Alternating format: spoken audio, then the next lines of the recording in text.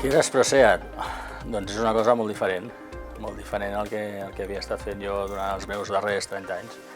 Ha estat una experiència innovadora, a més de nova i diferent, però sobretot innovadora pel meu bagatge professional. El fet d'entrar a treballar amb persones no de l'àmbit ordinari, tant a nivell d'empreses com a nivell d'usuaris, la veritat és que t'obre la ment i és molt encisador, a nivell professional sobretot també, però personal també. Tots entenguem o no entenguem del tema, tots parlem de responsabilitat social, de sostenibilitat, de ser més socials, de treballar els típics ODS, d'arribar a uns índexs de millorar la vida, els usos, els costums, etc. Per tant, jo crec que a les empreses els aportem tot això, els donem fet, que puguin treballar d'una manera responsable socialment.